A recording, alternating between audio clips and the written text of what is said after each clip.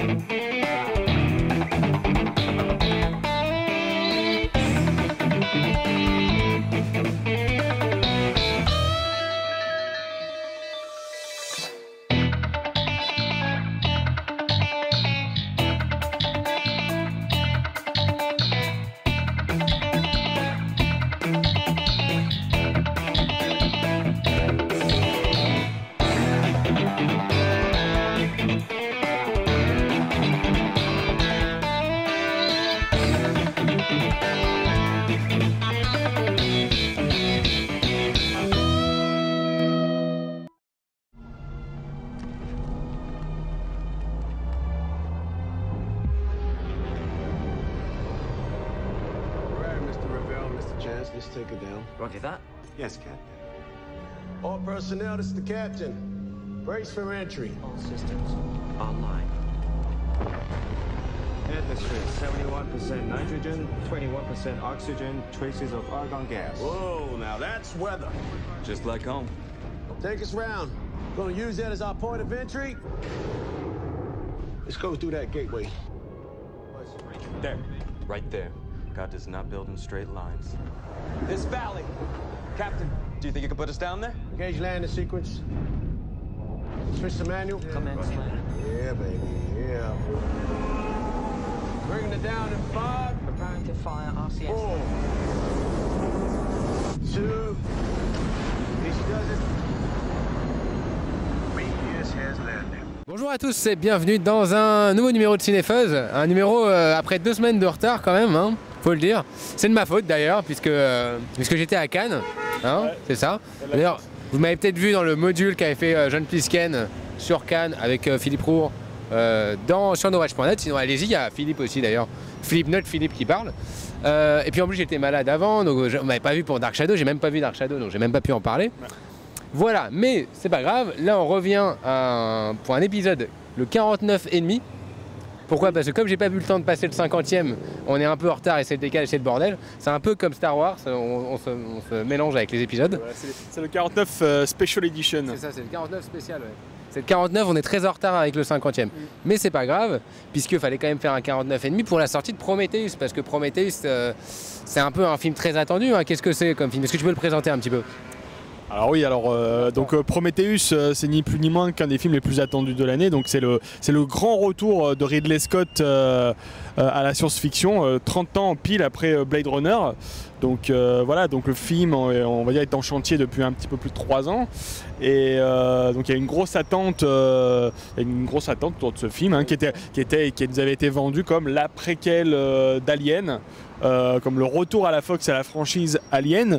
Donc voilà, donc ça devait se passer, le film devait raconter ce qui se passait dans le premier Alien, enfin qu'est-ce que c'était que ce fameux Space Jockey qu'on voyait, qu'est-ce que c'était ce fameux vaisseau en forme de croissant qu'on voyait. Ça a eu une production un peu bizarre parce qu'au début Ridley Scott ne devait même pas réaliser le film. Ouais. C'était un de ses poulains qui devait le réaliser. C'est qui? Je sais pas. Un poulain qui a apparemment disparu. Et puis c'était pas forcément une préquelle d'Alien. Puis finalement il a fait ça, mais il a dit c'est pas une préquelle d'Alien. Et puis finalement, vers la toute fin du projet, ils ont dit en fait finalement c'est une préquelle d'Alien. Très bizarre. Avoir l'ADN d'Alien. Voilà. Donc c'est produit par les frères Scott parce que la Fox a plus ou moins donné des droits d'Alien après les ratés qui sont Alien vs Predator, etc. Bon, l'histoire, on va la faire courte, c'est plus qu'une préquelle d'Alien, c'est donc un groupe de scientifiques qui prend un vaisseau, donc un vaisseau qui s'appelle Prometheus, et qui vont sur une planète où ils sont censés découvrir on va dire le sens, enfin peut-être l'origine de la vie sur Terre. Voilà. Donc c'est toute une recherche. Donc on n'est plus dans les côtés ouvriers avec des vaisseaux à la Alien. On n'est pas dans un côté crade. Là, on est dans un côté très. C'est dans le même univers, mais on a quelque chose de beaucoup. Enfin, ça se passe quand même bien longtemps avant, quand même, je crois. Mais voilà, et effectivement, on doit avoir l'origine, donc je spoilie un petit peu déjà, l'origine du Space Jockey déjà, et donc l'origine de qu'est-ce que représentait ce fameux vaisseau qu'on découvrait au début du premier Alien. Voilà. Voilà. Bon, on va aller vite. Qu'est-ce que tu en as pensé, Fabien? Bon, alors déjà, bon, je pense que la plupart d'entre vous l'auront déjà vu quand on fera la vidéo, donc on va aller sur le territoire du spoiler. Hein, donc, on va vous le dire de suite, ce n'est pas la préquelle d'Alien. Ce n'est clairement pas un film qui va faire la jonction avec le premier film. C'est pas The Thing. Voilà. C'est pas The Thing. C'est pas The Thing. Limite, c'est plus un film à la X-Men First Class dans l'idée, c'est-à-dire c'est un film qui va raconter quelque chose qui va se passer avant, mais qui va pas forcément faire la liaison directe avec le début du premier Alien. À la base, il voulait en faire 2 films. Il l'avait dit lui-même. Donc c'est plus ou moins une espèce de création d'une franchise parallèle à Alien. Bon, ça va être le cas parce que la fin est carrément ouverte. Donc voilà. Alors, j'avoue que je suis sorti du film avec une impression extrêmement négative. Comme la plupart des gens, bon, on a eu pas mal de problèmes pendant la projection, problèmes un petit peu techniques. J'avoue que j'ai aimé les thèmes du film. J'ai aimé le fait que ça soit pas non plus un huis clos spatial, mais que ça soit un vrai film d'exploration, une sorte d'anti-Avatar. Sorte de film d'exploration spatiale, mais qui aille finalement dans le négatif. Au début, ça part d'une recherche extrêmement optimiste, mais plus ça avance et plus les personnages vont plonger dans le cauchemar. Et ça, je trouvais ça très bien. C'est ça la différence fondamentale avec Alien, c'est que cette fois, on va dire que le script se la joue un petit peu plus. Ridley Scott a envie de véhiculer certaines idées, on va dire métaphysiques, philosophiques, et il a envie de s'extraire, en tout cas au niveau du scénario. Voilà, on n'est pas dans le même thème. Il n'y a plus la même unité, il n'y a plus l'aspect série B qu'avait le premier Alien. Ça fait vraiment penser à la nouvelle les montagnes hallucinées de Lovecraft, projet que Guillermo del Toro voulait adapter au cinéma. C'est-à-dire, c'est des personnages qui vont vers une découverte, et plus ça avance, et plus ils sont plongés dans le cauchemar. C'est très très compliqué parce qu'il n'y a pas vraiment une seule créature dans ce film-là. On va dire qu'on a l'impression que le nombre chaque personnage doit faire une expérience de mort différente. C'est-à-dire qu'on n'a pas un mode opératoire. On n'a pas une seule créature qui dessine tous les personnages de la même manière. Voilà. C'est-à-dire on a un personnage qui se fait attaquer d'une manière, un autre personnage d'une autre. Donc c'est un petit peu compliqué à suivre, surtout dans la deuxième partie, parce que la première heure est assez lente, parce qu'on va poser l'histoire, on va poser les personnages, et puis ensuite la deuxième heure ça part en sucette totale. Chef-d'œuvre ou pas chef-d'œuvre? Non, chef-d'œuvre non, parce que le problème c'est que c'est pas le Alien, du nouveau millénaire, quoi. C'est pas ça. Non, parce que le problème c'est qu'on voit clairement que c'est un film qui va amorcer une nouvelle franchise, et si on le prend comme ça va, ça passe bien. Par contre, il y a un gros problème, ce sont les personnages. Alors je trouve que Noomi Rapace, elle est vraiment bien. C'est un personnage très humain qui clash avec Michael Fassbender, justement, un personnage extrêmement froid. Enfin, vous saurez pourquoi en voyant le film. Et le reste, on a l'impression qu'ils ont vraiment plein d'acteurs. On a Idris Elba, on a Charlize Theron, mais qui sont gâchés parce que ce sont des personnages qui sont très fonctionnels, ça aurait pu être n'importe quoi. Il y a des coupes, hein. Enfin, on a quand même l'impression qu'il y a des choses qui ne sont pas dites. Il y a vraiment des coupes très très violentes dans ce film. Par moment, on se dit, on a oublié de nous raconter un truc entre eux ou quelque chose comme ça. J'ai aussi l'impression qu'il y a l'écriture cameronienne, donc de James Cameron, qui a un peu contaminé le film. C'est-à-dire, il y a des Roland,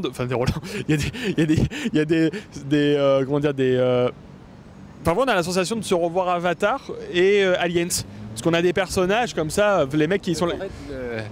Ridley Scott nous fait un renvoi d'Avatar mélangé avec Alien, c'est ça? C'est presque ça. C'est presque ça. Et parfois on se dit non, mais là c'est plus ce personnage-là, il a plus sa place dans un film de James Cameron. Alors, le personnage d'Idris Elba, on a l'impression que c'est un peu le cousin de Michel Rodriguez dans Avatar, tu vois. C'est-à-dire le personnage, allez, on y va, on va tous crever, c'est génial, tu vois, un truc un peu comme ça. Donc, on va dire, ce que j'ai aimé, j'ai vraiment. Enfin, c'est très particulier, putain, parce que quand je suis sorti du film, j'étais vraiment en colère, et plus j'y pense, et plus je me dis que j'ai raté un truc et que je devrais le revoir. Peut-être que c'est juste toi qui as du mal à... Parce que c'est un film dont on attend peut-être un peu trop quand même. Les gens, on parle comme une espèce de messie, un peu comme un nouvel Avatar, et peut-être que c'est le problème. Est-ce qu'on n'en met pas beaucoup trop quand on voit les derniers films de Ridley Scott qui ne sont pas... Ouais, est-ce que aussi on avait envie d'avoir aussi toutes les origines révélées? Enfin, c'est des questions qu'il faut se poser aussi. On a peut-être un peu trop. Et puis il faut dire que la bande-annonce, elle était très cut, très peu explicative finalement. Et je sais pas. Enfin, tu comprends ce que je veux dire? C'est finalement il y avait peu de choses, on montrait peu de choses du film. On crée un mystère au niveau de la promotion. Ce qui fait qu'il y a tout un mythe qui se met autour du film avant que personne l'ait vu. Donc forcément, ça crée une distance quand on voit le film et on se dit « Ah merde, c'était pas ce que j'imaginais quoi ». C'est clairement pas ce qu'on imaginait parce que le film a cette pression d'être la préquelle d'Alien. Et encore une fois, je le dis, ce n'est pas le cas, ce n'est pas le but. Ça se passe avant. Mais voilà, parfois il y a des problèmes effectivement de montage, de structure. Il y a des personnages qui arrivent et qui repartent comme ça dans le récit. On a l'impression que parfois il y a une mécanique qui, dans la deuxième partie, il y a une mécanique qui avance par séquence et que parfois on oublie certains enjeux ou parfois les enjeux sont déplacés ou alors on te rajoute des enjeux à la dernière minute parce qu'il y a un autre personnage qui arrive à la dernière minute. Donc parfois c'est assez compliqué, un peu le foutoir. Bon, par contre visuellement c'est une claque totale. Enfin en tout cas au niveau de la 3D, visuellement la 3D elle est juste splendide. Ils ont tourné ça avec le fameux dispositif Red Epic. C'est absolument splendide à l'image, la photo est magnifique, les décors sont superbes, mais quand je dis les décors sont superbes, c'est surtout les décors qui sont tirés de Alien, l'architecture de Giger. Alors que les autres décors, les décors de vaisseaux, tout ça, on a déjà vu ça à peu près, peut-être dans Sunshine, des trucs comme ça. Donc voilà, en tout cas c'est son film le mieux réalisé techniquement depuis un petit moment. C'est un film où enfin, c'est clair, c'est limpide, c'est beau à regarder. Mais je sais pas, j'ai bien aimé le fait que ce soit une nouvelle franchise, qu'on a des nouvelles créatures, un nouvel univers. Mais il faut absolument trouver une ligne directrice pour la suite. Ouais, ou alors je me dis il y a une version Director's Cut qui doit être encore dans le frigo mais qui renferme tous les secrets du film. Le film ne te dit pas explicitement vers quoi tendre en fait, alors qu'il y a quand même pas mal de séquences dialoguées qui tournent un peu dans le vide dans le film. Donc je crois que c'est un film qui va se construire petit à petit sur les années. Peut-être comme Blade Runner. Je pense que contrairement à Blade Runner, celui-là va bien marcher au box-office parce qu'il est quand même très attendu. Et on avait parlé d'un truc avec Romain, il y a une espèce de retour. Enfin, comment vous dire ça? Alien, c'était un scénario de série B qui a été transcendé par la mise en scène et par les décors. Là, on a un peu l'impression qu'on a un scénario de ouf, mais que Ridley Scott veut ramener à des origines parfois un peu plus modestes en termes de visuel. Parfois, on pense carrément à la planète des vampires de Mario Bava avec les spatio-combinaisons. Donc, je sais pas, c'est un film qui est super riche, mais qui est en même temps très foutraque, et il se situe entre les deux, si tu veux. Et c'est encore très très difficile de l'évaluer. Mais bon, moi je le conseille malgré tout, il faut aller le voir, bien sûr. Je crois que tout le monde ira le voir de toute façon, hein, pas de problème. Juste, oui. Qu'est-ce que je vais dire? Bah, moi je suis beaucoup plus sévère que toi. Pour des raisons qui sont très simples, c'est-à-dire que, bon, effectivement, le film est époustouflant en termes visuels, en termes artistiques, il y a beaucoup de choses, la mise en scène est très belle, la 3D est très belle, et puis il y a une ambiance, une atmosphère qui est très forte, et on retient vraiment des scènes, notamment avec Naomi Rapace, avec des monstres qui sont vraiment qui marquent, on se dit ça fait longtemps qu'on n'avait pas vu ça par rapport au blockbuster un peu désuet qu'on voit en ce moment. Ça fait plaisir et on comprend l'intention. Mais bon, l'intention, ça fait pas un film. Il y a quand même un vrai souci pour moi dans ce film. Et c'est là où je suis un petit peu énervé quand même, je suis sorti un petit peu là triste en fait. C'est-à-dire que, ok, c'est tout le monde, les gens qui ont vu le film, qui aiment bien, ils me disent oui, c'est génial, mais faut pas penser que c'est une séquelle d'Alien. Une préquelle. Enfin, si, parce que le film il ne fait que référence à Alien. Moi j'en ai rien à faire, je veux dire, qui me parle d'Alien ou qui me parle pas d'Alien, que ce film soit une franchise ou pas d'Alien, que ça soit un spin-off, une suite ou un truc qui a rien à voir, je m'en fous. Mais tu passes pas le film entier à faire des scènes qui sont des références aux scènes du premier. C'est-à-dire que la structure même du film correspond à la structure du premier. Les personnages du film correspondent à la structure du premier et même du deuxième, effectivement. C'est-à-dire qu'on a les mêmes archétypes et on a la même colonne vertébrale. Il y a des moments, il fait carrément référence, on voit des trucs qui sont en rapport avec Alien, mais c'est pas expliqué. Et donc on t'explique pas et en même temps on a envie de te dire voilà, c'est dedans. Mais à force de faire appel, tu te dis, bah, je suis désolé, j'attends qu'il y ait quand même un lien. Et le lien, il est absolument... on dirait qu'ils ont rattaché les wagons avec du papier crépon. Voilà, un truc qui tient pas à la route, quoi. Et effectivement, la première partie est pas mal, mais la deuxième partie est foutraque comme c'est pas possible. Ce qui était beau dans le premier Alien, c'était ce côté épuré du scénario. Il y avait un côté, on épurait tout, quoi. Il n'y avait plus rien, tout était à faire dans la mise en scène, mais il y avait vraiment ce côté. Et d'ailleurs, ce qui était beau, c'est qu'on n'expliquait rien, justement, aussi. Oui, voilà. Et puis le fait que les personnages étaient des routiers de l'espace, il y avait un côté encore plus pur, c'est-à-dire,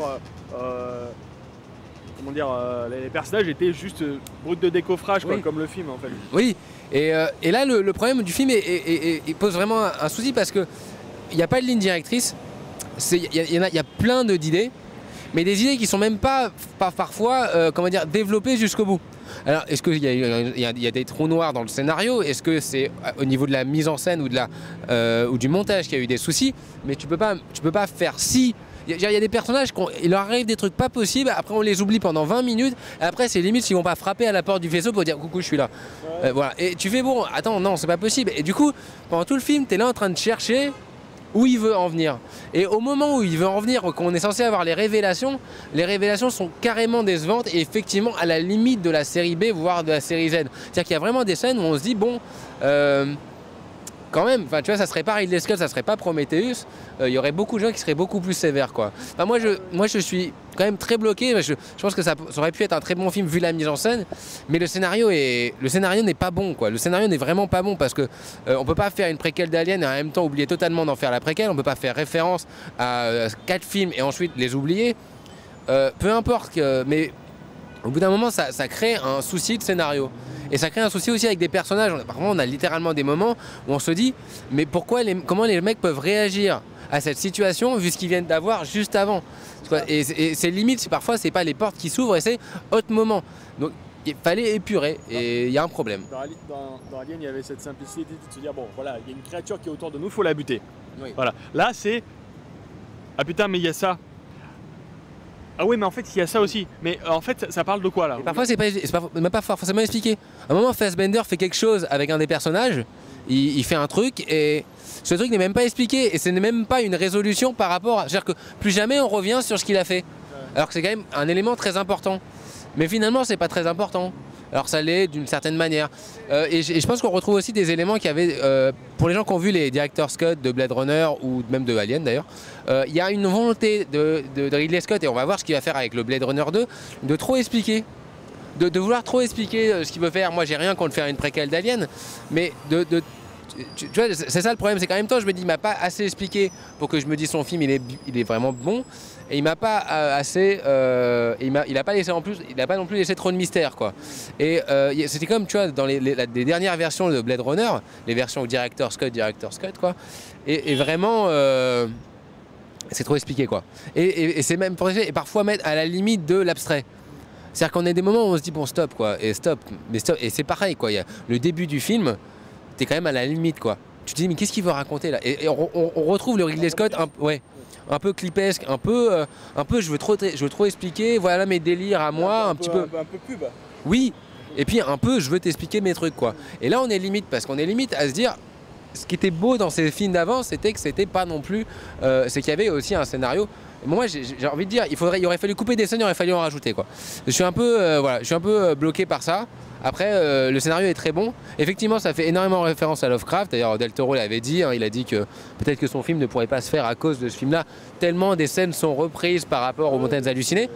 Et en même temps ça pourrait être pas mal, mais on va dire que ça arrive pas pour moi à la cheville d'Alien, quoi. C'est-à-dire qu'ils essayent de trouver tout le film ils essayent de trouver des équivalents. Des équivalents pour, on va dire, pour la modernité, des équivalents modernes à ce qu'eux ils ont fait avant. Mais le problème c'est que ça n'arrive pas parce qu'on est obligé de comparer, et en comparaison ouais voilà, et puis on sent qu'il veut faire différent pour faire différent par moment. C'est-à-dire que le visuel des créatures, moi je ne comprends pas comment tu peux arriver d'une créature par rapport à la fin du film, quoi, si on spoilie un petit peu, comment tu peux arriver des créatures qui nous montrent à ce qui va arriver après dans les futurs films, quoi. Tu vois, et je veux bien que tout soit une partouze génétique, darwinesque, tu vois, tout ce que tu veux. Bon, c'est un peu chelou, quoi. D'où peut-être un deuxième film en préparation. Oui. Mais bon, beaucoup de choses sont abandonnées dans ce film qui font que c'est pas un chef-d'œuvre. C'est pas la claque qu'on pouvait annoncer, même si ça avait le potentiel, en tout cas au niveau de la mise en scène. Mais le scénario, vraiment... Disons qu'on va dire que les thèmes ont tendance à surclasser la structure. alors que justement la structure aurait dû aller de pair avec les thèmes en fait. Puis la volonté aussi, j'ai l'impression que les gens, parce qu'il y a beaucoup de gens qui aiment, par exemple aux États-Unis, les premières critiques tombent et sont vraiment dithyrambiques par rapport aux critiques vachement très décevantes en France. Mais je crois qu'aussi les gens saluent tellement l'ambition d'avoir envie de voir un film d'horreur, enfin quelque chose d'horrifique et sérieux au cinéma avec ce Scott. Et puis c'est vrai que ça fait longtemps qu'on n'avait pas vu quelque chose en rapport avec Alien qui valait le coup, quoi. If you're going down there, you're going to die. They're changing. Changing into what? What is that? There's a ship. They're leaving. To go where? Earth. It was so wrong. Take us home! If we don't stop it, there won't be any home to go back to. Why is that door open? Cut it off! Cut it off!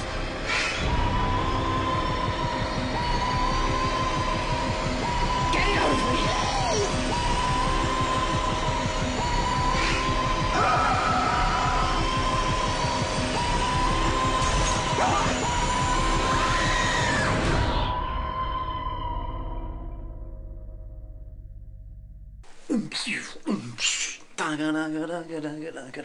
Oh, une plante carnivore.